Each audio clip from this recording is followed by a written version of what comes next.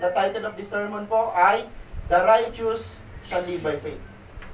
Ang mga matuwid o ang mga nasa katuwiran ay kailangan mamuhay o dapat mamuhay saan po? Sa pananampalataya. Balikan ko lang, kumusta ang iyong pamumuhay sa oras na ito? Pag once nabaling na ang iyong sarili, namumuhay ka na sa emosyon, namumuhay ka na ayon sa nakikita mo, ayon sa nararamdaman mo, ayon sa nararanasan mo, ang kontra ho yan sa pananampalataya. Dahil ang pananampalataya ay hindi yung nakabase sa emosyon. Ang pananampalataya ay hindi nakabase sa nakikita, hindi nakabase sa nararamdaman. Sabi dito, ang pamumuhay sa pananampalataya isa sa dapat na malinaw na makita sa mga tao, sa buhay ng isang mananampalataya.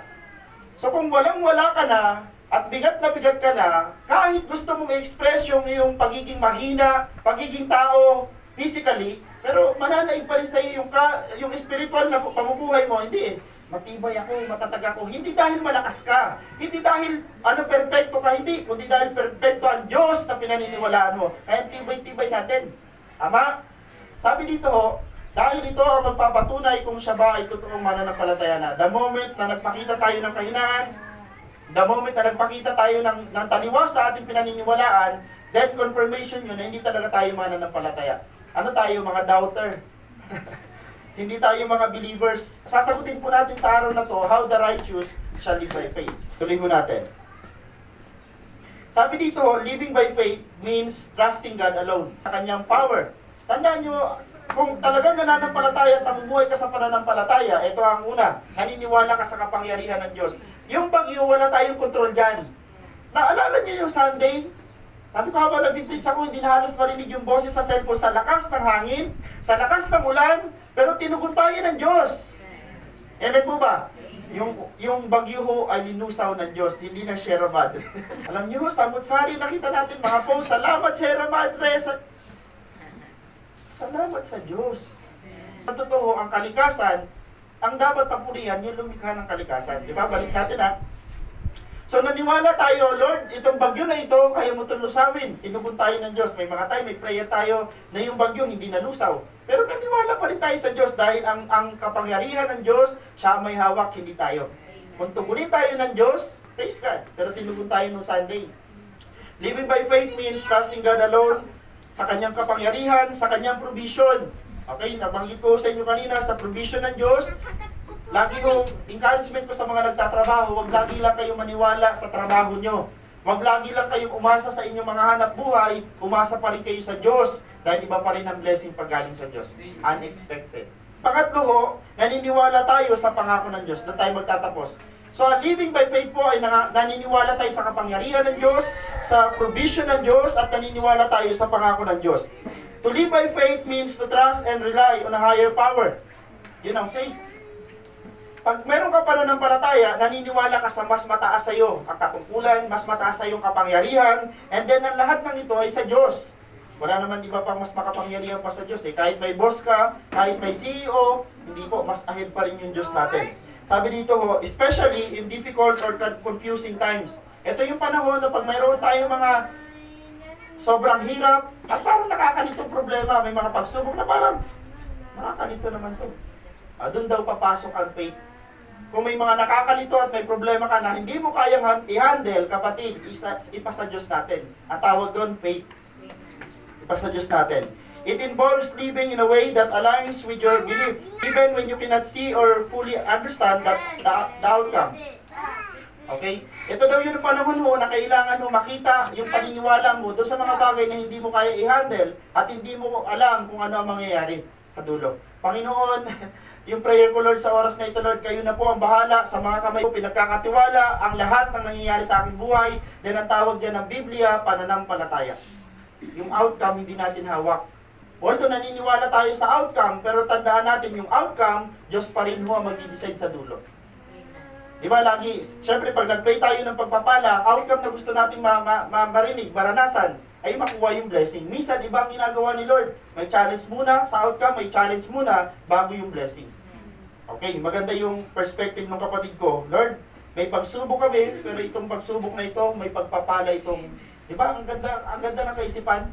Subukan mo, may pagsubok ka na punong-puno ka pa ng Eh pagsubok ka na nga, wala ka pang tiwala sa Diyos. Ang lumalabas pa sa bibig mo, puro negatibo, puro paangal. Ano mangyayari sa'yo? Depressed? Distress? Ano na? Last, sabi dito, distrust is often expressed through daily action, personal conviction, and reliance on God's guidance and promises. Okay. So doon tayo nagtapos sa paniniwala sa buhay pananampalataya. It is trusting God alone. Lord, may pananampalataya ako at sa iyo ko ito ay pinagkakatiwala lahat. Then kung hindi mo kaya bitbitin, ipasa Diyos mo, huwag mo kunin sa kamay ni Lord. Okay. How the righteous shall live by faith? Isang point lang at ito ang sagot.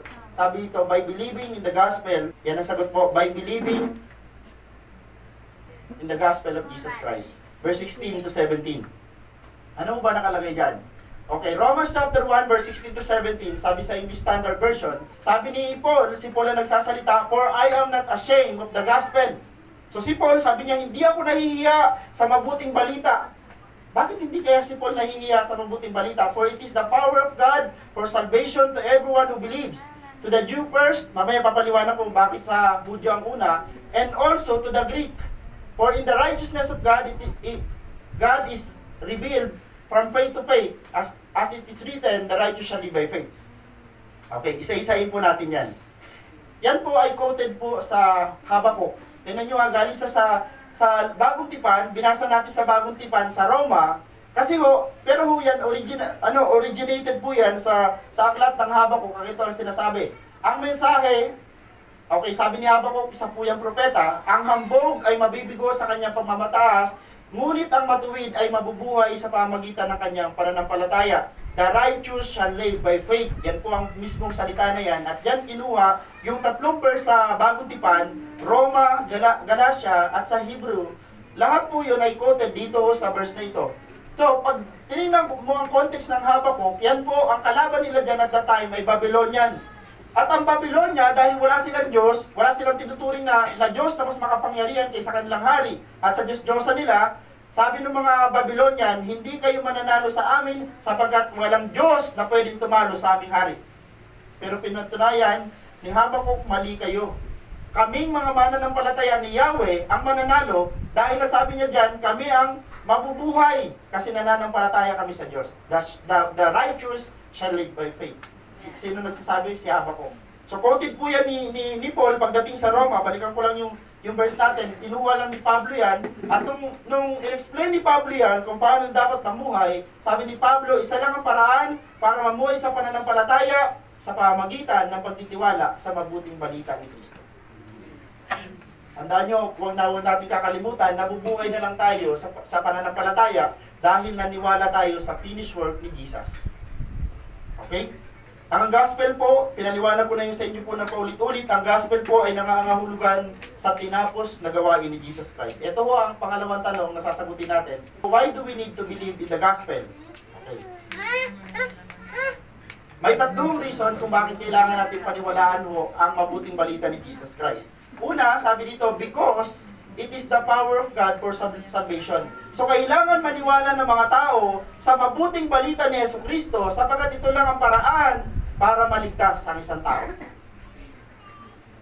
Balikan ko lang pag nakalimutan niyo ho itong verse na ito, pag nakalimutan niyo yung message na to, babalik na naman tayo sa sarili nating sikap para maligtas ang ating mga sarili. Mali.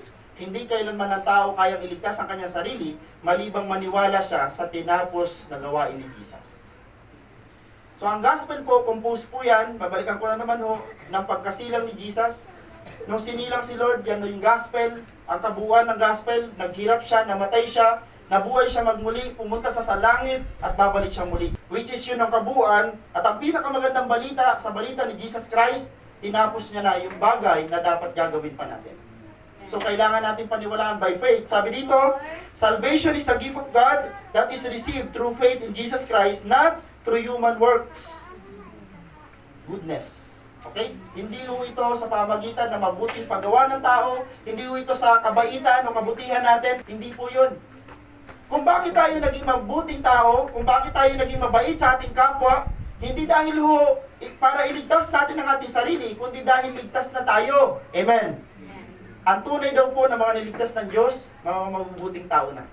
Bakit? Yan po ang bunga ng atin nung naranasan kay Jesus. Ikaw ba naman, meron kang utang na napakalaki at yung utang mo walang kabayaran, bigla may dumating na tagapagligtas, babayaran niya ang utang mo sa pamagitan ng pagkuha niya sa utang mo at hindi lang basta niya babayaran, aakuin niya. Nung inako ni Jesus ang ating kasalanan, hindi niya binayad po ay pera. Hindi niya binayad po ay mga ginto. Ang binayad ni Lord, dugo. Kaninong dugo? Kanya. Kaya ho hindi natin kayang bayaran ang atin pong kasalanan. Okay, pangalawang reason, okay, why do we need to believe in the gospel? Ito lang ang paraan para maligtas ang mga tao. Pangalawa, sabi dito, because the gospel is for everyone who believes. Okay? Ang mabuting balita ay hindi pwedeng ipagdamot. Bakit po? Para sa lahat yan. Kaya lang, bakit may mga taong hindi maliligtas? Dahil bakit po hindi sila naniwala sa mabuting balita? Isipin mo ho, ang pinaka requirements lang ho para maligtas ang tao, maniwala, kaya pananampalataya ang magliligtas sa tao. Amen po. Pananampalataya ang magliligtas sa tao. Because the gospel is for everyone who believes, para sa lahat ng mananampalataya ang kaligtasan. Tandaan nyo mo, pag mananampalataya ang isang tao, maliligtas siya. Yun ang requirements. Maniwala ka sa gospel ni Jesus, tanggapin mo sa iyong buhay, sa pamamagitan ng pananampalataya. So last na points natin, balikan ko lang ha, the gospel is for both Jews and Gentiles, meaning it is universal and available to all people without prior qualification. Okay, bakit po sinabi ho, Jew first? Bakit po kailangan sa mga Hudyo muna mauna ang kaligtasan? Kasi sila yung mga chosen people of God. Okay, hindi tayo pwedeng magano doon ha, hindi pwede tayong, Pastor, baka unfair si Lord, bakit sila muna ang uunahin? Tandaan natin, kung may pinangakuan si Lord, sila yung naunang pinangakuan. Kanino mo una ibibigay ang pagpapala? Sa pinangakuan mo. So, nung sinabi ng Panginoon sa mga Hudyo, kayo ang bayang pinili ko, ililigtas ko kayo, kahit sa gitna ng mga problema, mga pagsubok dahil sa katigasan ng kanilang ulo, hindi nawala yung pangako ng Diyos sa kanila na sila ang unang iligtas. Okay? Pero bakit tayo naabot? Dahil nahabag ang Diyos sa mga hintil. Yung Greek po doon ay hintil, mga unbeliever. Purihin ng Diyos, inaabot tayo ng mabuting balita. Okay, last, why do we need to believe in the gospel? Last, because it reveals the righteousness of God. Yung word na righteousness of God, it means right living. Okay? Yung meaning mo ng righteous, it means right living. Noong mga panahon na hindi tayo Kristiyano, ang totoo, akala natin sa muling ginagawa natin ay tama. Pero nung na-born again tayo, naging Christian tayo, yung righteousness ng Diyos, tinuro niya sa atin, kaya nabago ang sistema ng ating pamumuhay. Hindi na mo, tama na. Dati ho, di ba, namumuhay tayo, nakala natin yung mali, yung kasalanan ay tama. Kasi bakit po? Walang nagsabi sa atin. Nung na-born again tayo, nagkaroon tayo ng standard, nakita natin yung galaw ng Diyos, nakita natin yung nature ng Diyos, at dahil nakita natin ang mga bagay na yun sa Diyos, nagkaroon tayo ng huwaran. Okay.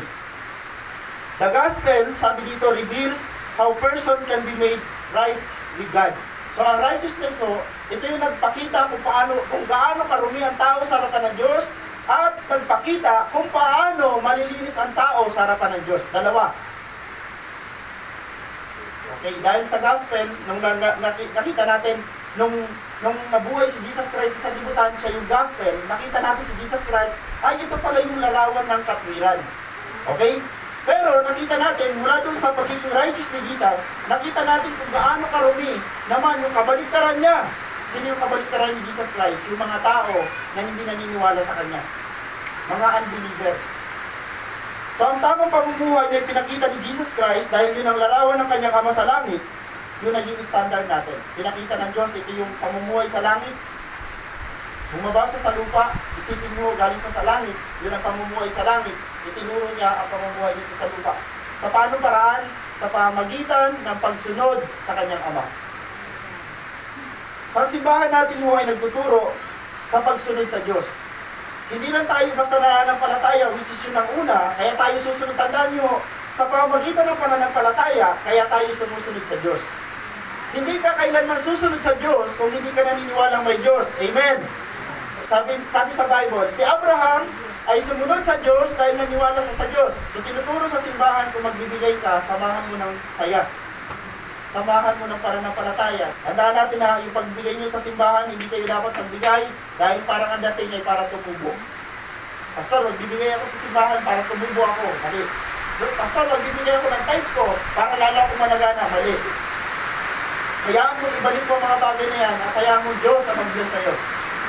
Ganun ang rules yan. Ano? Okay?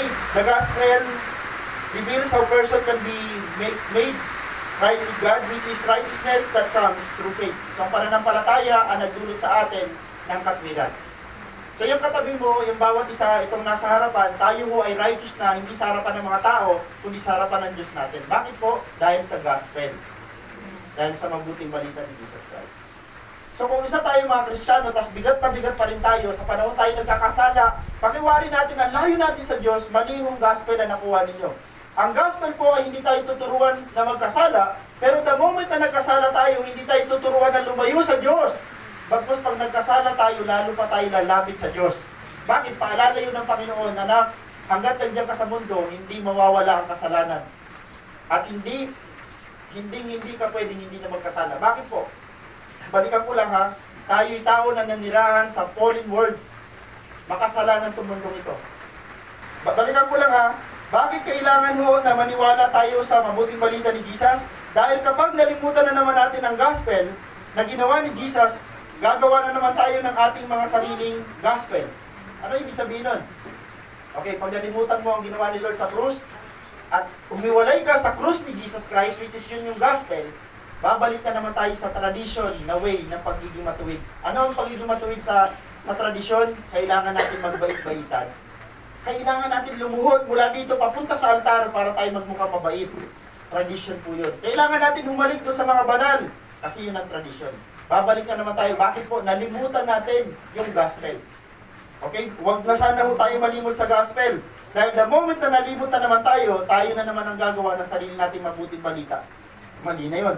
Sapat na ang manalig sa gospel ng Panginoong Hesus para maligtas. In conclusion, okay, upang makapamuhay sa pananampalataya ang isang tao, kailangan niya laging maniwala sa mabuting balita patungkol sa Panginoong Hesus. Hindi ka makakapamuhay sa pananampalataya na labas dyan. Subukan niyo ho, makalimutan niyo ho yung ginawa ni Jesus Christ at sabi mo, Pastor, namumuhay ako sa pananampalataya. Pero kung labas dyan sa ginawa ni Jesus Christ, wala ka sa pananampalataya. Okay? Ito ang magbibigay ng katiyakan ng kaligtasan at magtuturo sa tao ng tamang pamumuhay bilang mga mananampalataya. Kaya tayo makakapamuhay ng tama dahil nahihiya na tayo. Tandaan niyo po, kung tayo ay tambak sa utang, tambak sa karumihan, binayaran na ni Lord ang ating utang na napakarami na walang kabayaran. Pati yung dumi natin na napakarumi, pinalit niya yung damit niya. Ganun no ang gospel. Ganun ang ginawa ng gospel sa ating mga buhay. At ang sabi dito, mamuhay tayo sa pananampalataya sa pamagitan ng mabuting balita. Patuloy tayong manampalataya sapagkat ito ang isa sa pinakamahalagang paraan upang malugod sa atin ang ating Diyos. Tandaan nyo, isang matinding paraan para matuwa sa atin ang Diyos ay pananampalataya. Hebreo chapter 11 verse 6, hindi maaaring kalugdan ng Diyos ang walang pananampalataya sa Kanya, sapagkat ang sino mang lumalapit sa Diyos ay dapat sumampalatayang may Diyos at siya ang nagbigay ng gantimpala sa mga humahanap sa Kanya. Tandaan nyo, dahil sa pananampalataya, kaya ka kinalulugdan ng Diyos. Yun po ang nasahin natin. Yung malugod sa atin ng Diyos, yun dapat ang pinaka-aim natin sa pagsisimba, sa pagsamba, at paglapit natin sa Panginoon. Lord, ngayong araw na to, sisimba ako kasi para malugod ka. Yun ang pinakamagandang motibo. Lord, magbibigay ako sa iyo ngayong araw na to para malugod ka. Ito yung magandang motibo. Tama? So mamaya kakanta na naman tayo. Ba't ka tayo kakanta uli? Para malugod ang Diyos. Yun ang tamang motibo. Dahil once na hindi na yun ang ating motibo, mamamalinaw tayo. Okay? Hebreo chapter 11 verse 6, hindi maaaring kalugdan ng Diyos ang walang pananampalataya sa Kanya, sapagkat ang sino mang lumalapit sa Diyos ay dapat sumampalataya may Diyos. Naalala niyo yung verse 5? Ang verse 5 ay si Enoch. Tama? Yung verse 5 niya, nasa taas po ng verse 6 ay si Enoch. Si Enoch ay kinalugdan ng Diyos dahil si Enoch ay sumasampalataya sa Diyos. Gumawa siya ng mga bagay na mas ikatutuwa ng Diyos kaysa ikatutuwa ng tao. Tandaan niyo, pag natuwa ang Diyos, iba. Alam niyo, pag nasa puno yung kaluguran ng Diyos, hindi mo kayang alamin kung gaano kalaki ang kayang ibigay ni Lord sa atin. Balikan ko lang, hindi yun ang punteriya natin para i-bless tayo ni Lord, hindi. Kundi para ma-please natin si Lord. Amen po. Gawin mo natin ang lahat ng ginagawa natin Pagsisimba ka, lagi mong i-aim, Lord, magsisimba ako kahit may bagyo, kahit maulan, kahit pagod ako, kahit may sakit ako, para ma-please ka. Pag nakita yun ng Diyos, natuwa sa iyo si Lord. Tingin ko hindi mo na kailangan, hindi ako magiging extreme Tingin ko hindi mo na kailangan ng hospital para gumaling. Pura mismo dito sa simbahan, kaya ni Lord kang pagalingin. Amen po. Ano lang ang pinakasusi? Faith. Ang hirap paliwanag po ng faith, ikaw yan at ang Diyos. Okay? At pag na-please mo si Lord. Si Lord ang i-please natin, hindi yung mga tao sa paligid natin. Dahil si Lord may kakayanan para i-bless tayo higit pa sa atin mong nararanasan. Sa Diyos po ang pinakamataas na po. Yan po ang tayo natin. The righteous shall live by faith.